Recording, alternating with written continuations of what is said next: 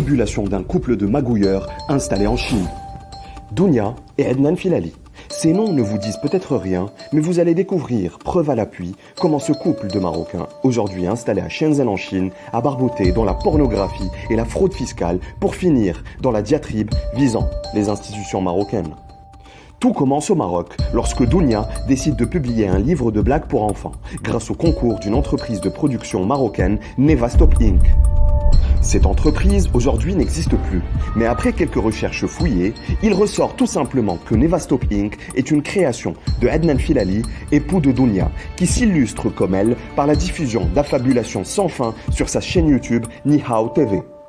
Aujourd'hui, ce couple ne le sait peut-être pas, mais il suscite de plus en plus l'intérêt de leurs anciens clients marocains, qui n'ont pas oublié ces arnaques en série et demeurent déterminés à obtenir réparation par tous les moyens, quitte à saisir la justice et toutes les administrations compétentes, dont le fisc. Mais avant d'aller plus loin, attardons-nous sur le fabuleux CV de Adnan Filali, alias Lord ADN, de son nom d'artiste épicurien qui se présente aujourd'hui comme un parangon de vertu en lutte ouverte contre les régimes dictatoriaux. Né en 1980, Adnan Filali est un ancien élève du lycée des Cartes à Rabat, un établissement de la mission française réservé aux enfants d'une certaine élite marocaine qui n'a pas vraiment l'habitude de regarder à la dépense.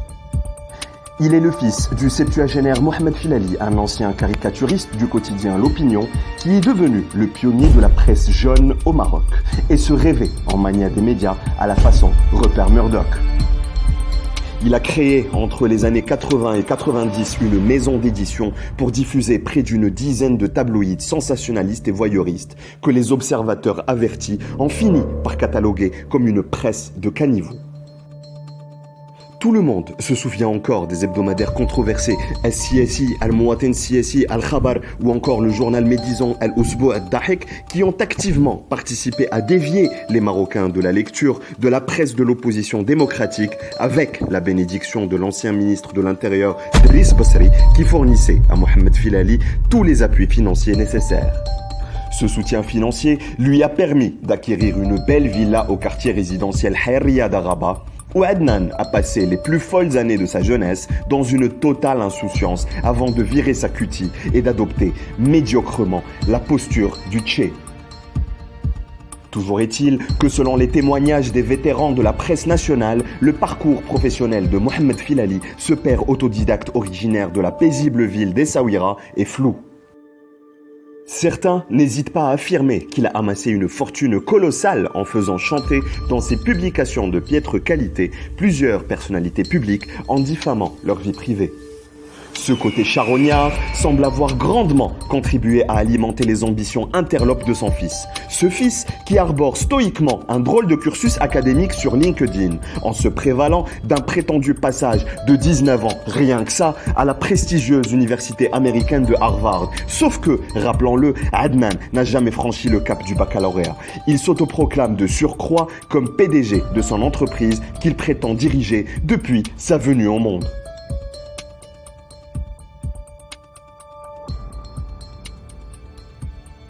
Une prédisposition au mensonge et à la tartufferie qui mènera bientôt Adnan Filali vers de sombres horizons. Revenons donc à la société Nevastop Inc. Cette société créée en 2009 et liquidée soudainement en 2016 n'a jamais déclaré le moindre centime de bénéfice aux impôts marocains. Cette société, aux allures de mastodonte, s'activait à la fois dans le street marketing, les médias et l'événementiel. Divisée en plusieurs filiales, Nevastop Inc. était la société mère d'une pléiade d'autres petites succursales très actives sur les réseaux sociaux entre 2013 et 2016 et sans être inscrites au registre de commerce. Il s'agit notamment de Extreme Impact, spécialisé dans la distribution de prospectus, Nevastop Édition, qui a édité le recueil de blagues puériles de Dounia Filali, Artsoft, une entreprise dédiée à la création de sites web et d'applications mobiles, Nevastop Production, qui s'active dans la production et l'audiovisuel, et enfin Event Now, qui propose l'organisation de tout type de festivités, dont des galas, des séminaires pour des opérateurs économiques et des mariages. Une soirée gratis game. Le thème de ce soir, c'est le bien-être, dont l'OE, centre de massage thérapeutique à l'Agdeb. et la star Genota qui va vous faire découvrir ces titres inédits.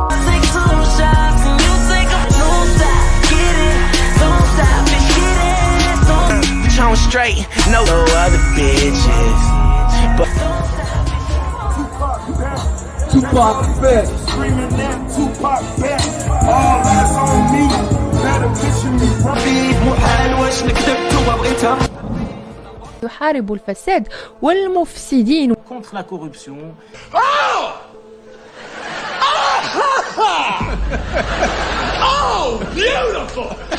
Dans son portefeuille de clients, Nevastop Inc. comptait pas moins de 16 entreprises de renom de la capitale marocaine. Burger King, Quick, Pizza Hut, McDonald's ou encore Renault et Volkswagen, lesquels faisaient tous appel à Adnan Filali pour leur campagne de street marketing. Nous remercions les sociétés présentes avec nous ce soir, dont Maroc Limousine, Semas, la petite maison de couture, South Strip, Azim Traiteur, Armada Tower.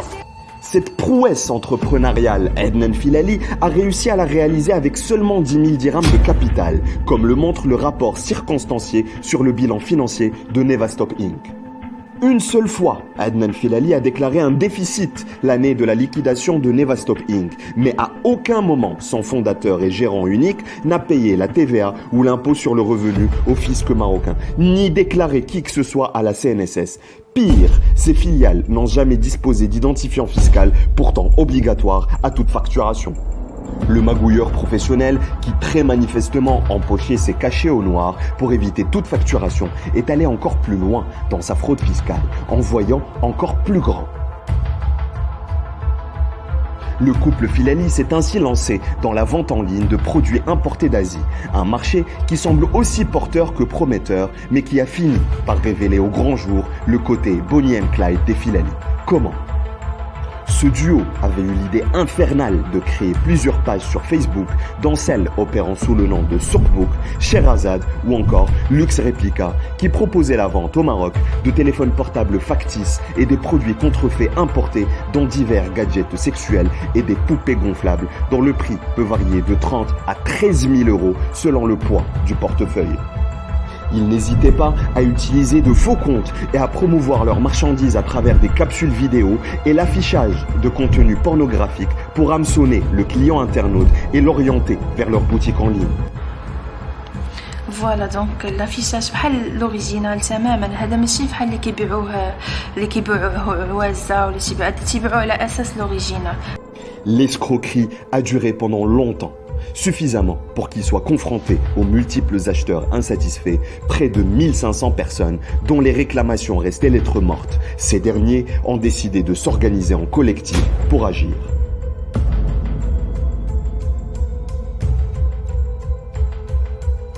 En 2016, un groupe est créé sur Facebook sous l'appellation « Attention à la page Soukbouk » pour dénoncer les actes frauduleux du couple Filali. Les membres de ce groupe sont parvenus à matérialiser une plainte judiciaire, sauf qu'ils se sont heurtés à l'anonymat des administrateurs de la page Facebook incriminée. Désormais, ces admins sont identifiés. Il s'agit de Dounia Mousteslim et de son époux Adnan Filali, actuellement établis en Chine, et qui ont laissé derrière eux beaucoup de plaignants au Maroc qui attendent d'un pied ferme leur éventuel retour à la mère patrie.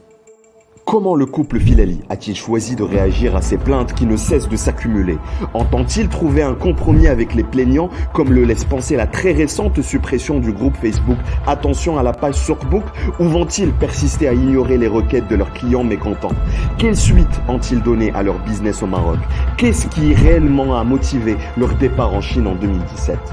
Ce sont là autant de questions qui renferment chacune des éléments de réponse explosifs et que nous vous promettons de continuer à vous révéler preuve à l'appui au cours de notre prochaine vidéo. Restez à l'écoute des tribulations du couple Filali qui pense faire un jour fortune comme Mohamed Filali en se servant de YouTube pour distiller leurs propos marginaux.